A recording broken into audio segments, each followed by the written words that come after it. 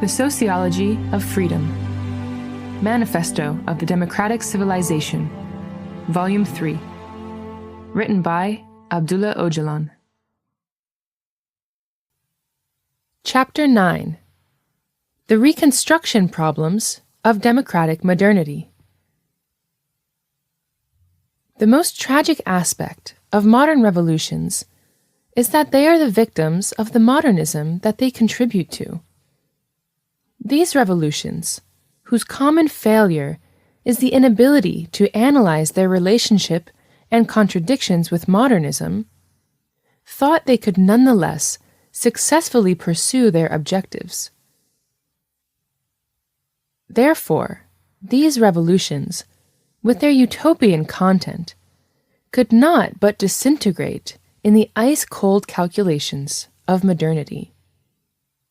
The general conclusion to be drawn from the 5,000 years of civilization, particularly the last 400 years of modernity, is that the main factor behind the failure of all of the resistance and every revolution has been an inability to distinguish themselves from the system they opposed and establish their own system.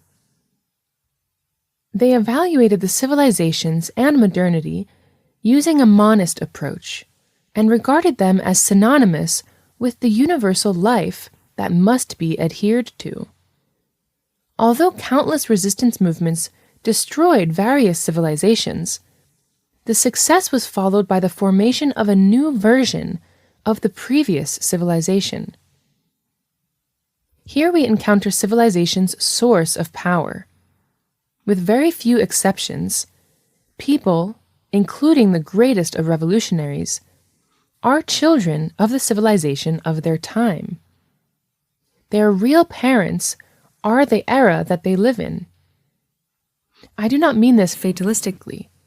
I simply want to emphasize that whether it is a question of 5,000 or 400 years, if this fundamental error is not overcome, even revolutions with the most radical of discourses and actions will be unable to avoid failure. We cannot say that social resistance and revolutions have not left a legacy. If that legacy didn't exist, our lives wouldn't make sense. However, even the crisis of highly self-assured capitalist modernity proves that we are nowhere near getting to the root of the problem and solving them.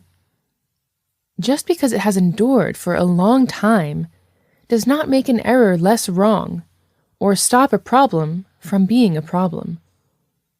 As long as this is the case, dreams of equality, freedom, and democratic life will remain utopian. As I settle accounts with the history of civilization and modernity in my defense writings, I am also engaging in a profound self-criticism and trying to present my own alternative, no matter how insufficient. To be consistent, I must do this. Eurocentric social sciences show no such consistency. We still talk about an unprecedented era of science, but are unable to overcome the savagery of war.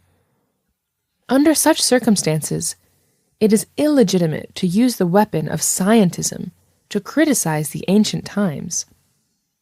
It is necessary to pursue a legitimate science, and that is the point of my efforts.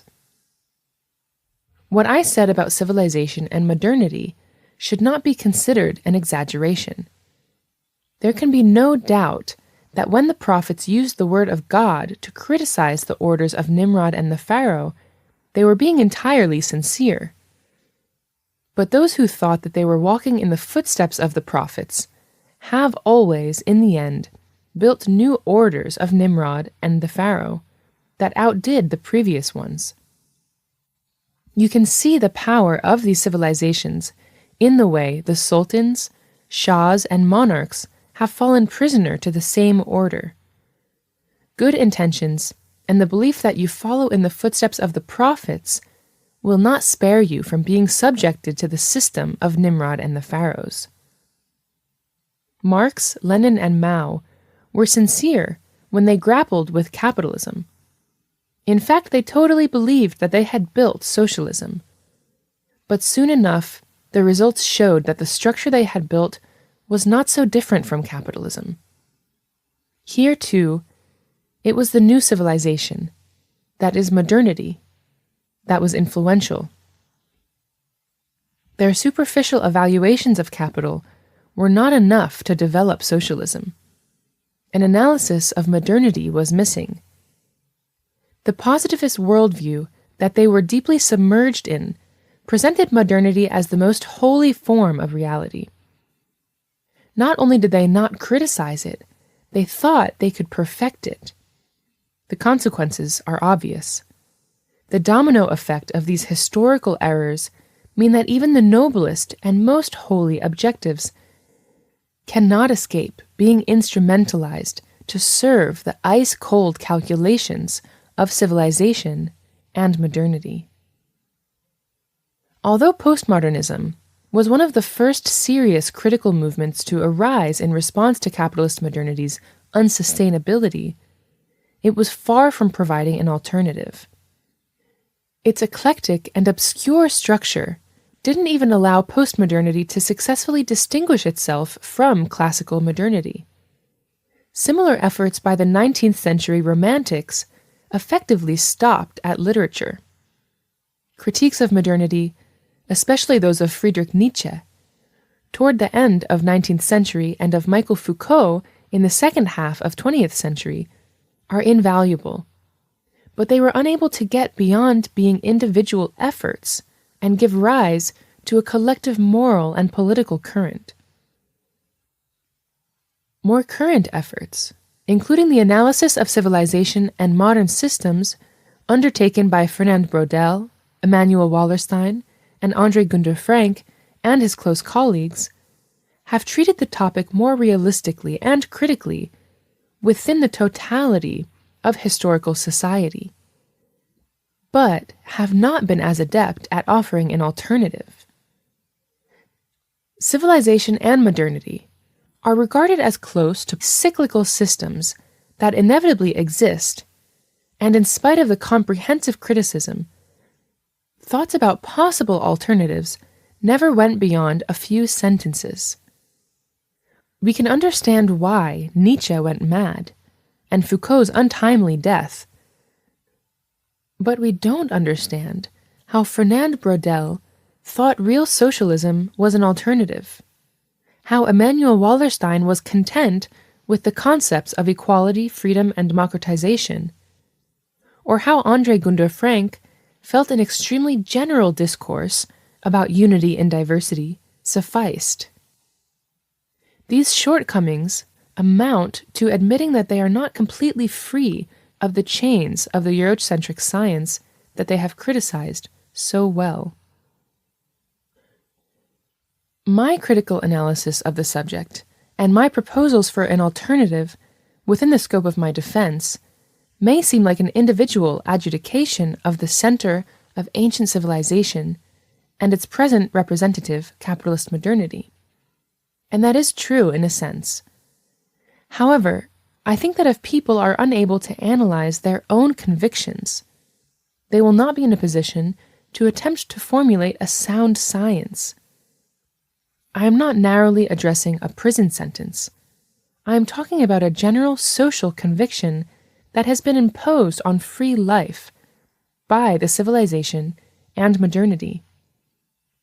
The first condition for a meaningful science is that the agents conducting it should analyze themselves and adopt a practical position. Otherwise, they will be unable to free themselves from the use of acquired knowledge as intellectual capital in the market, thereby engaging in the science of rulers.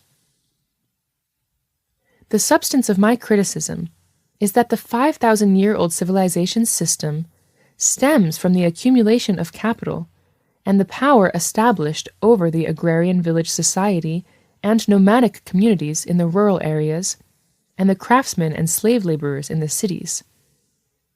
This reality has remained essentially unchanged until the present. These power and the state monopolies, which have taken various forms, including trade, money, and industry, have remained unchanged. The history of civilization is based on both the wars between monopolies over their respective shares and the wars they wage together against opposing forces.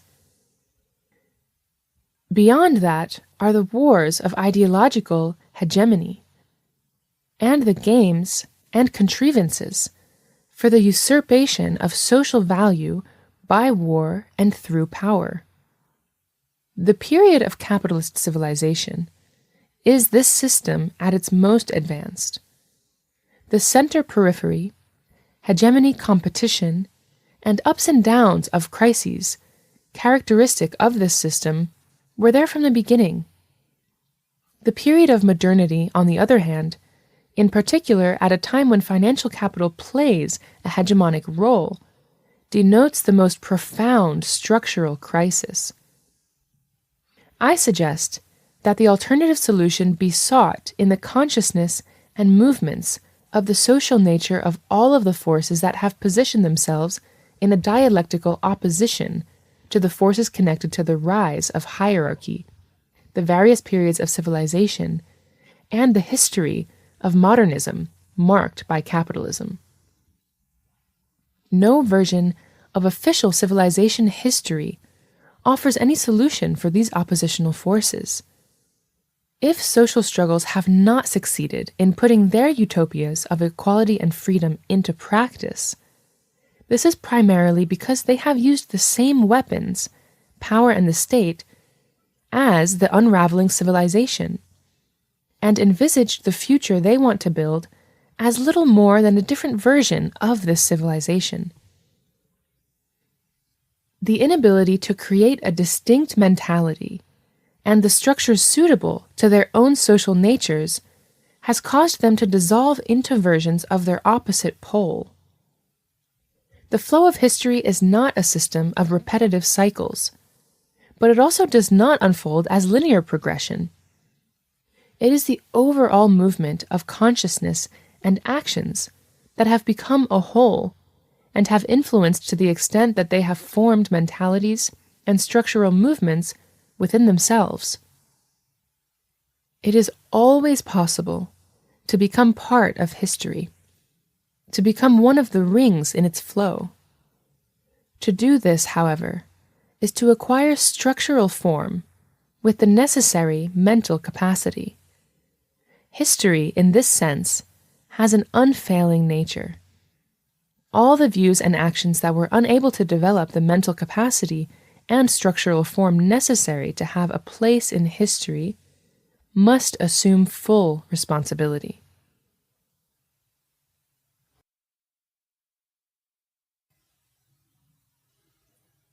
Civilization, modernity, and the problem of crisis. Civilization systems with states produce economic depressions by their very structure. These depressions are not incidental events that arise from time to time as a result of the way internal and external factors play out over time and space. The system itself continuously produces depressions, culminating in crises when extreme. The logic of depression is very simple.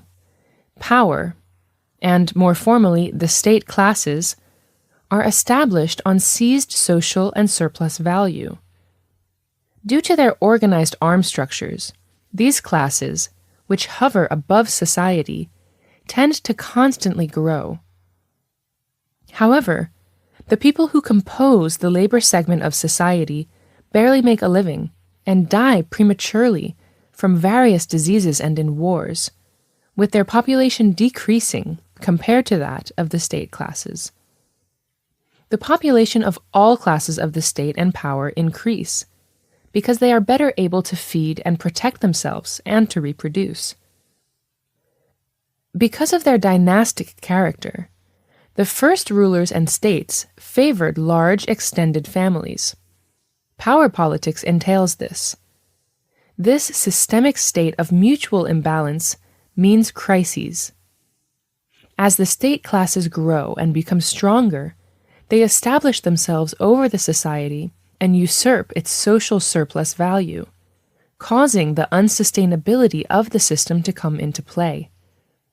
This is the situation that is called a period of crisis. There are two ways out of the crisis. First, the force that destroys its rivals in the escalating hegemonic wars emerges as the new hegemon. This new hegemonic power seizes its rivals' shares, crushing them in the process and overcoming the crisis, until new rivals emerge. The second option, often intertwined with the first, is efficient production and the application of commercial and industrial techniques to increase production. A hegemonic system that increases its production can secure a period of prosperity instead of one of depression. The ancient civilizations, for example, experienced extended periods of depression interspersed with prolonged periods of stability. There were many crises at intervals ranging from 200 to 1,000 years. Generally, each major period of crisis resulted in a dynastic change and a shift of the center. This can be clearly seen from the Sumerian and Egyptian civilizations onward. Medieval crises shared a similar rhythm, but their duration was generally shorter. On average, these crises generally lasted for approximately 100 to 150 years. The capitalist systems crises, although in line with the general trend outlined above, have their own peculiarities. Initially, monetary and trade monopolies play a leading role, but their relationship to production is limited. In contrast, money is widely used in the economy. The significance of money has increased greatly due to the commodification of trade becoming a dominant feature. Over time, the monopoly of money and trade concentrates in a few hands. Under these circumstances, society's purchasing power declines for lack of money. As a result, products remain unsold, setting in motion a depression that is initially experienced as a crisis of overproduction. The excess production cannot be sold and must be destroyed, while laborers, who lack purchasing power because of the shortage of money, fall into poverty and hunger. The reverse can also be experienced relatively rapidly. Production that fails to bring in any money declines even further, and the money at hand loses its relationship to production at an even greater degree. In the end, there is a lot of money, but little production. The increased cost of living creates a new crisis. The way out of both of these crises is to increase the state expenditure, alongside the traditional path of hegemonic wars, and to create a new wage-earning sector to address either the excess in or deficiency of production, as the case may be. Such crises have been widespread and intertwined over the last 400 years of capitalist hegemony. The intervals between crises have decreased to between 50 and 100 years. Wars for hegemony have become more multifaceted, intense, and long-lasting compared to previous periods in civilization. Both national and international monopolies participated in these wars. Whereas there have always been local and regional wars, we are now seeing warfare with a genuinely global reach for the first time. Even more serious, however, is that society itself has been increasingly militarized by the nation-state and fully submerged in a kind of war. It makes sense to call present-day society a state of war society. This state of war is being imposed in two ways. First, power and the state apparatus control, oppress, and surveil any society they have wrapped themselves around. Second, the information technology that has developed as a result of the qualitative revolution of the past 50 years has replaced real society with a virtual society. Both states of war can be called society-side. These new society sides in addition to the now more limited practice of genocides, prepare the end of social nature by being more intense and continuous. Perhaps creatures resembling human beings will continue to exist, but they will do so as a fascist mob or a herd-like mass. The consequence of societicide is much more severe than that of genocide, manifesting itself in the loss of society's moral and political nature. The human masses feel no responsibility to act, even in the face of the severest of social and ecological disasters proves this. It is beyond question that we are in a situation that is more than another depression or crisis. At the risk of repetition, it might be useful to summarize how we arrived at this point, so that the overall situation is properly grasped. A. History, from the establishment of the first power hierarchy and state sovereignty until today, is in a way the history of the cumulative growth of power. Power struggles are the essence of the history of civilization everywhere and always. Local conflicts and wars, tribal wars and national wars, class wars and religious wars, they all have resulted in the increase and cumulative growth of power. The proliferation of power means the development of a parasitical class that lives on social value. The administration that formed a limited hierarchy at the beginning, and with its experience and expertise, sometimes made important contributions to society. But when it transformed itself into the state, it became a caste. These caste groups, in addition to their dynastic characteristics, organized as privileged classes, gaining enough advantage to consider themselves divine. Antiquity is full of god-kings and emperors who exhibit the constant growth of power and glorified themselves with such concepts. The power and state classes that organized as the triad of priest, administrator, commander were still not numerous. In fact, they constituted a very small proportion of the population. We know from countless examples that their parasitical nature nonetheless quickly became a heavy burden on society. The pyramids, temples, and arenas fully illustrate the nature of this burden. The growth of power in no way slowed down in the Middle Ages. History overruns with power struggles that grew as they spread to a wider area. No doubt the increased productivity of society contributed to this. A broad aristocratic class arose alongside the dynastic royals. Nonetheless, it is still not possible to speak of a cancerous ruling class. The disaster began when the middle class, the bourgeoisie, and the bureaucracy began to take their place among the ruling classes, as they took over the administration of society by undermining and transforming the monarchy and the aristocratic structures. No doubt, former administrations had been also disastrous, but they were not in a position to entirely swallow up society, either quantitatively nor qualitatively. The upper monopolistic section of the bourgeoisie, along with an important part of middle bourgeoisie and the bureaucracy, assumed power and became state classes, replacing a handful of former dynasties and kingdoms with thousands, even tens of thousands of new dynastic forces. This amounted to thousands of little kings, replacing the single king of earlier days. The combination of the male-dominant personality, which develops in the sexist society, and the forces of this new kingdom, meant that social nature as a whole was conquered and colonized by the new forces of power. All the sections of moral and political society, but in particular women, were victims of this internal colonization. Middle-class statehood has not yet been analyzed because of the close kinship between the social sciences and this class.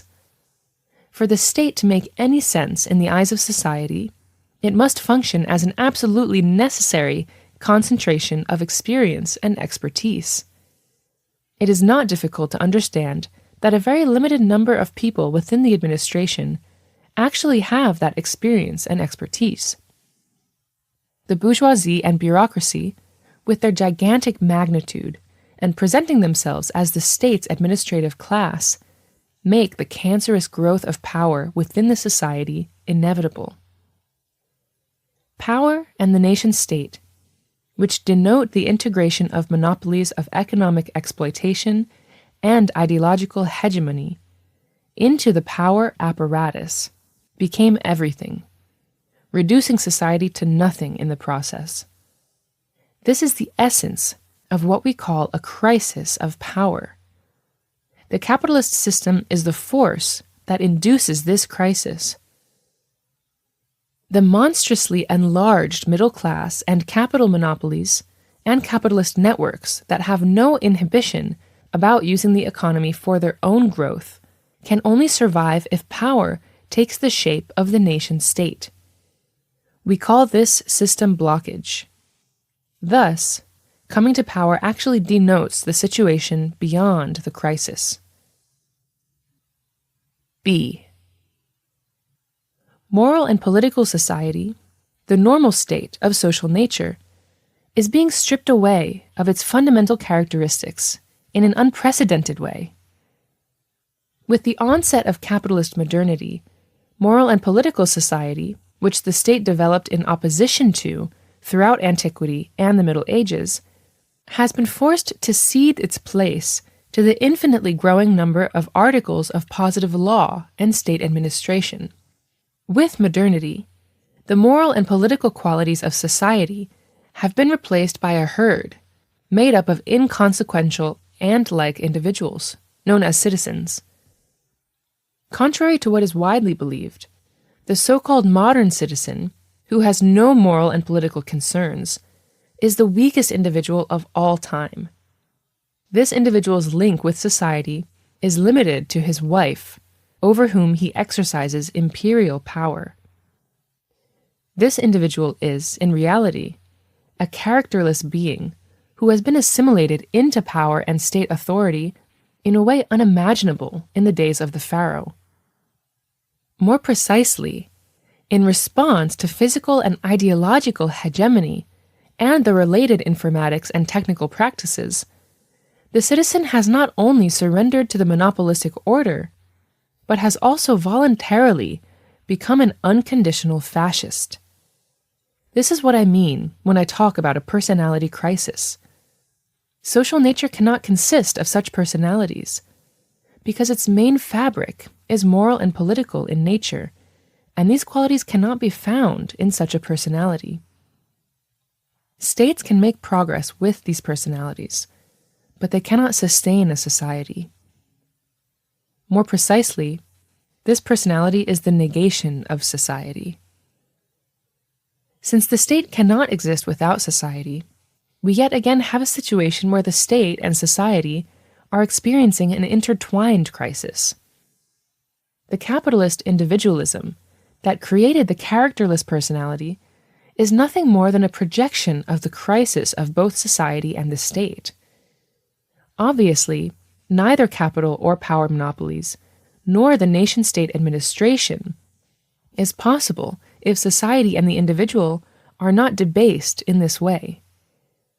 The social crisis denotes something more than a structural crisis. Any structure can be replaced with a new one, but the loss of the fundamental qualities of society is not something that can be easily addressed by restructuring. That would require the rebuilding of moral and political society, which is where the difficulty lies. C. Urbanization is the other most crisis-ridden element of modernity. Urban society developed in dialectical unity with the agrarian village society, and played an important social role in the development of rationality and industry at a point when environmental conflict had not yet developed. The role of the city was distorted by the process of the state formation. Once transformed into the ruling class's base, the city took on a structure and mentality that proved detrimental to agrarian village society and ecology as history unfolded. Once the manufacturing and merchant classes attained a central position, the city began to act against society. The negative functions of the city were limited during antiquity and the Middle Ages, but increased in the extreme with modernity.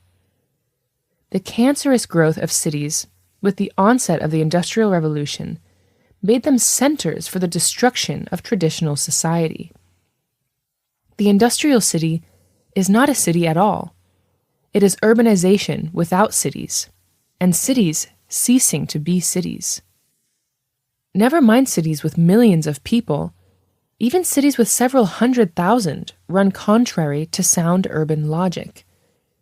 There should be no cities with populations in the millions, but several cities with a total population reaching 1 million would be possible. A city with a population of 5 million would, in fact, constitute at least 50 distinct cities. This is the destructive feature of the cities for society. Neither normal societies nor the environment can hope to sustain such cities. The rationale behind the explosion of such cities is based on the colonization of non-capitalist society, the proliferation of power, and the ascent of the middle class to ruling positions. All three developments took place through the elimination of moral and political society. They not only eliminated agrarian village society and the migrant communities, but also the material and immaterial culture of the traditional segments in the cities that served a positive function, including artists, craftspeople, intellectuals, and other laborers. The transition from city society to the city of the masses took place with the rural areas moving to the outskirts of cities, becoming more like tightly controlled colonies in the process. The state and capital monopoly devoured the city, and the city devoured the rural areas. As for the society that is actually not a society, it has devoured the environment. As there is now no rural society, no environment, and no traditional city laborers or intellectuals to sustain the city, the situation is once again beyond crisis. Like environmental disaster, a real society side is closely associated with this cancerous city.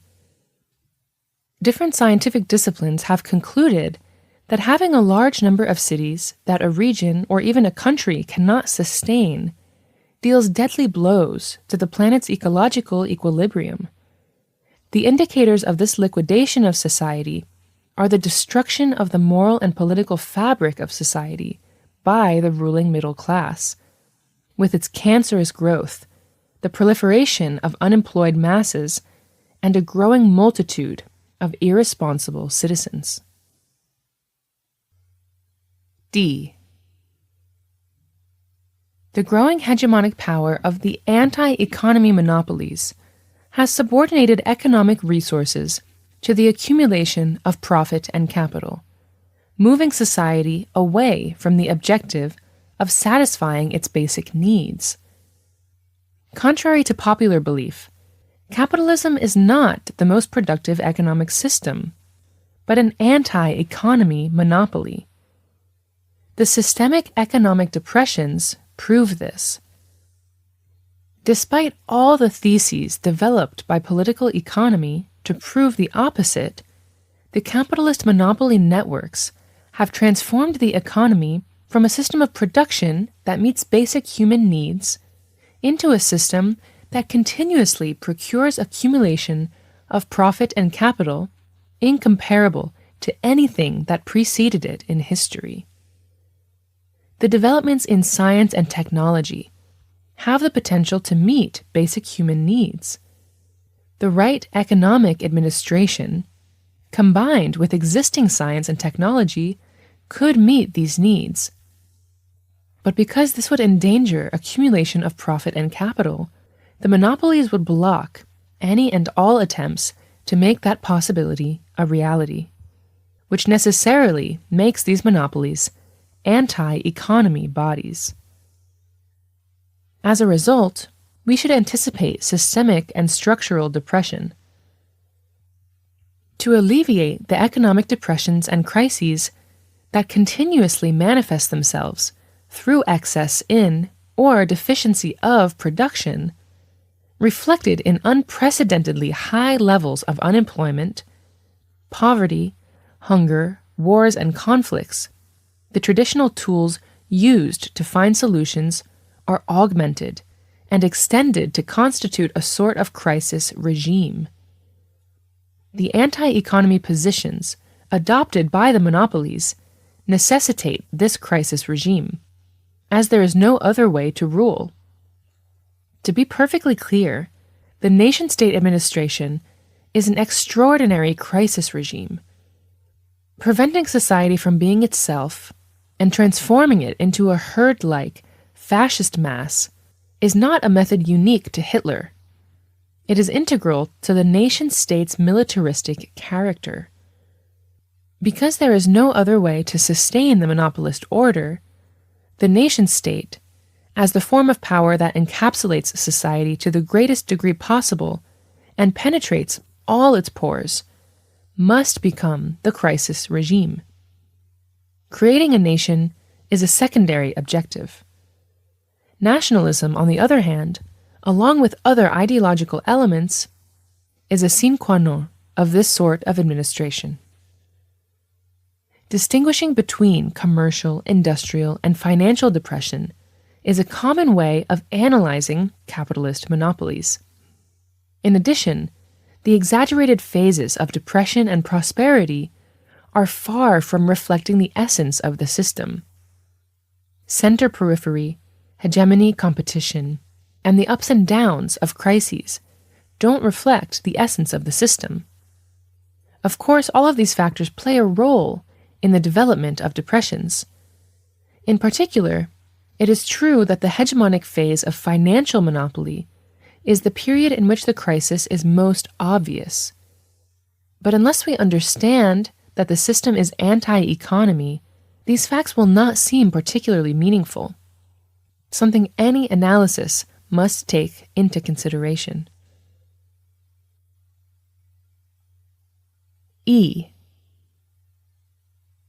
The outbreak of ecological crisis during modernity is no coincidence. This crisis is related to the anti-economy nature of the system. It is structural.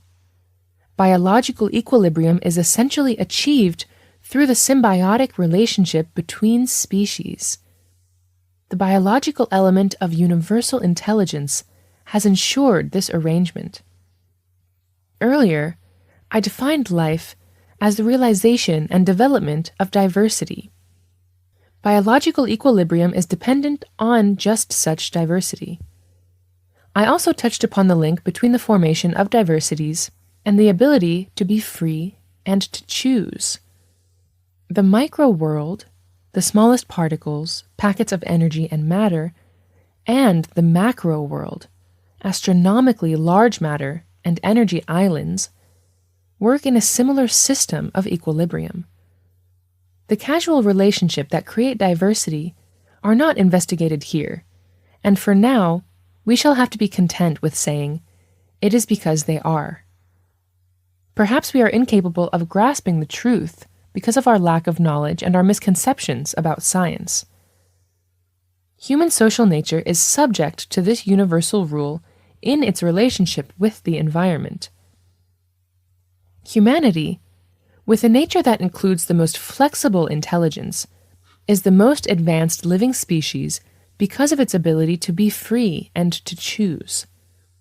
This conflicts with the interests of capitalism's anti-economic policies, which transmute this symbiotic relationship into a relationship of maximum sovereignty, power, and domination within society, while transforming ecological ties into the domination and colonization of nature. Just as with killer algae or any other similar species, it dominates the whole environment and all of society ultimately outgrowing them. It becomes a giant entity, a leviathan. A system based solely on the accumulation of profit and capital cannot act otherwise.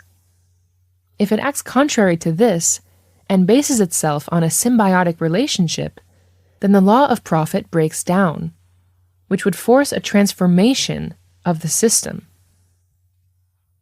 Contrary to popular belief, nature, the environment, is in an equilibrium with its own system of logic.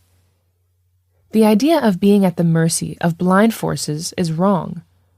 What has broken down this sensitivity is the civilization system, or more specifically, today's domineering monopolist modernity. The cancerous growth of the middle class, which has become the ruling power, and the similar cancerous growth of its main living quarters, the cities, as well as a world under the sway of a chain of nation-states, are the real social causes of environmental destruction. This destruction is the result of fighting against the structures of social nature, which are laden with flexible intelligence and transforming the symbiotic relationship with nature into one of domination and colonialism. This is why there is a very close link between social crises and ecological crises. The crises experienced in both areas constantly feed one another. Monopoly profit inevitably leads to an increase in population, unemployment, hunger, and poverty. And to overcome this unemployment, hunger, and poverty, the growing population turns to the environment, destroying it in the process. The forest and the flora and fauna have never faced a greater threat. Clearly, this translates into more profit for the monopolies. As this cycle continues, the ability for the world to sustain itself will dissolve completely. This is how we will arrive at the much anticipated doomsday. Just as healthy growth and cancerous growth coexisting at the same level of a cell in our bodies creates chaos that leads to cancer and death, in a similar way, the growth of monopoly profit inhibits a healthy growth at all levels of social nature, triggering cancerous social and environmental developments. Furthermore, medical evidence shows that the cancers suffered by humans are the result of these social cancers. The ability of the human species, the species with the highest level of flexible intelligence, to be free and make choices, is probably no less than that of an ant. Have you ever seen an ant without a job? Why does unemployment plague humans in spite of their current level of intelligence? If the law of profit were not observed, ecological adjustments alone would create sufficient job opportunities to eliminate all unemployment. Ecologically based employment would help rescue the environment and could end unemployment once and for all. There are hundreds of similar fields of employment, but because they are not suitable to the law of maximum profit, they are not considered options. The relationship between the system and ecological soundness is problematic and completely unsustainable. F.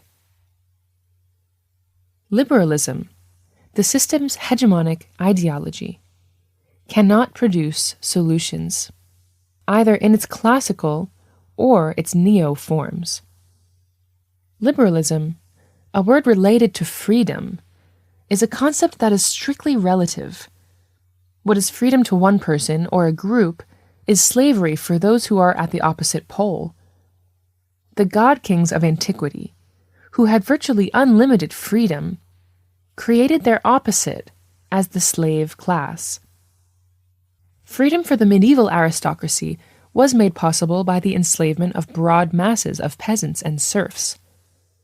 The bourgeoisie liberalism of the New Age is closely intertwined with the minimum wage slavery of the proletarian, semi-proletarian, and other laborers, who are the new slaves.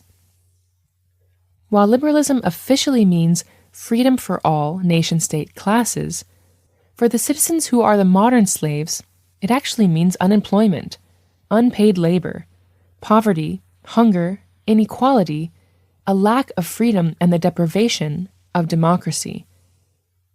We must understand that liberalism is not libertarianism in its true sense. Hegel regarded the state as the best means of achieving freedom. But in the end, this freedom was reserved for the classes that controlled the state and the bureaucracy. Put another way, the maximum freedom for economic and power monopolies means every type of slavery for the rest of us. It is quite important to acknowledge liberalism as an ideology. To define it as individualism or libertarianism is inadequate.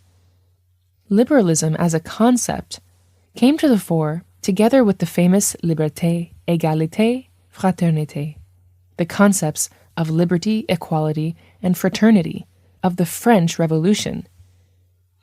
As a central concept, this has conservatism on its right, and first Democrats and later socialists on its left. It took on a mild appearance, arguing for change to the system through evolution rather than through revolution. The conservatives were totally against progress, either through evolution or revolution. They fanatically defended the monarchy, the family, and the church. Socialists and Democrats thought that revolutions were necessary to expedite change. But they all shared modernity as a common denominator. They all may have done one objection or another, but at the end of the day, they all thought they had ideas about modernization. You only need to experience a transformation in the most general terms to become a modernist.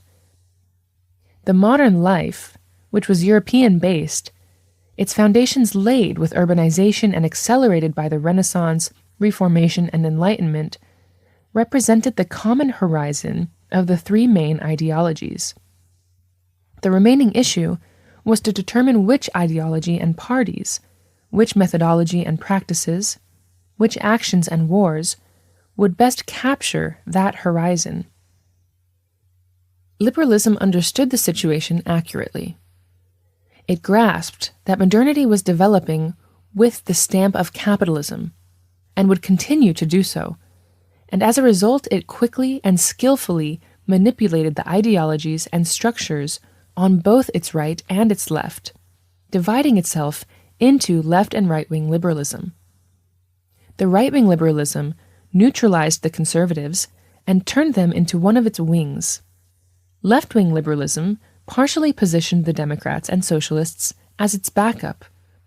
This is how liberalism seized the central position. In each intensifying crisis, it was able to position one or the other as backup for consolidating its position. The bourgeoisification of the aristocrats and the social democratization of a number of concessionist workers developed throughout crisis regime. Setting aside a modest share of monopoly profit was more than enough to achieve this. In this manner, not only were the opponents of the system in the 19th and 20th centuries neutralized, but they were reduced to a permanent backup power for the management of the crisis-ridden system. This is how the ideological hegemony of liberalism was established. Liberalism made use of four important ideological variants to maintain its ideological hegemony. 1. It used nationalism effectively. Nationalism was liberalism's number one ally, both legitimizing internal and external wars and facilitating the state's nation building. It is effectively the first ring in an eclectic chain. Liberalism has gained much experience at overcoming the worst of crises by firing up nationalist sentiment. Nationalism was turned into a holy ideology, akin to a religion. The cover that nationalism provided not only served to easily overcome crises, but it also provided monopolies with a way to cloak their most exploitative and corrupt systems. 2. the traditional religious ideology was rendered nationalistic. Under its hegemony, liberalism nationalized traditional religions, draining them of their moral and political features. Or more precisely, it turned them into national religions. Religious sentiments, deeply rooted and easily assuming a nationalist flavor, have played a similar, or maybe even more important role in creating cohesion within society. Sometimes both ideologies have been intertwined in the attempt to build a nation on an ethnic religious basis. Jewish and Islamic ideologies in particular easily identify themselves with nationalism. Other religions, Christianity, Far East religions, ancient religious traditions in Africa, would not waste much time catching up. Liberalism used religion to channel and integrate the immaterial cultural legacy into capitalist civilization, which had already inherited civilization's material culture. The role of religious nationalist ideologies cannot be ignored in overcoming the unsustainable levels of systemic crisis. 3. The ideology of positivist scientism in particular made a strong contribution to liberalism as a philosophical variant. Positivist ideology benefited from the favorable reputation of the natural sciences and played a leading role in influencing both left-wing and right-wing ideologies. It is easily integrated into different ideologies as scientific label, leading to massive distortions. It particularly left its mark on the emerging left-wing ideologies, with real socialism leading the way. It was through positivist scientism that they all fell into the trap of capitalist modernism. Fascism, which drew all its power from positivist scientism, was the prominent current on the right. In this manner, positivism offered a range of ideological options to liberalism from the extreme left to the extreme right. Liberalism draws upon left-wing and right-wing options as required, always and everywhere, making maximum use of them to overcome the structural crises of the system. 4. It is during the age of liberalism that sexism has been ideologically developed to the highest degree and been most frequently used. Liberalism, which took over a sexist society, did not just settle for transforming women into an unpaid labor force. It got more out of turning them into commodities as sex objects and putting them on the market. While with men, it was only their labor that was commodified. With women, their bodies and souls were entirely commodified. In fact, the most dangerous form of slavery was being constructed. Being disparaged as nothing more than a wife to a husband subjects a woman to limited exploitation, but having her whole personality commodified makes her a slave, living in conditions worse than those of the Pharaoh's slaves. Being opened up to being everyone's slave is much more dangerous than becoming the slave of a state or a particular individual. This is the trap that modernity set for women. It is made to appear that women have been opened up for freedom, when in fact, they have been degraded into the most disreputable tools of exploitation. As a vehicle for advertising, sex, and pornography, women are the basic tool of exploitation. I can easily say that women carry the heaviest possible load for sustaining capitalism. For the system, women play a strategic role in the reproduction of power and exploitation. Men, as the representatives of the state in the family, feel they have responsibility and the authority to both exploit and control women. By expanding upon the traditional suppression of women, men are transformed into a component of the power apparatus. The society, in this way, embraces the syndrome of thinking it has become maximal power. Women's status gives male-dominant society an unlimited sense of thought and power.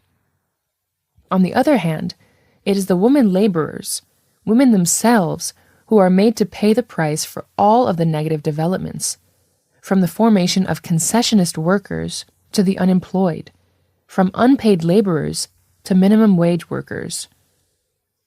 Liberalism's eclectic, sexist ideology not only distorts the situation and reflects it differently, it also generates a number of elaborately developed ideological varieties for women. It is as if women are made to espouse their slavery voluntarily. It can be said that by exploiting women, the system not only overcomes its most serious crisis, it also procures and secures its existence. Women are both the oldest and the most recent colonized nation in the overall history of civilization, and in capitalist modernity in particular. If there is an unsustainable crisis in all respects, the key reason is the colonization of women. The current world capitalist system, under the hegemony of global financial monopolies, experiences not only general systemic depression, but also crises that are specific to finance. The general systemic depression is intertwined with crises specific to the area of finance, which is at its weakest point in history. The system has generally overcome its depressions in one of two ways: by continuously reproducing its power and expanding the nation-state's repressive apparatus, accompanied by the most dangerous genocide and society-cide, or by the apparatuses of the liberal ideological hegemony, which continuously developed by integrating new factors. Liberalism is the ideological core that integrates nationalism, religiosity, scientism, and sexism. Its tools are the schools, barracks, places of worship, the media, universities, and most recently, internet platforms.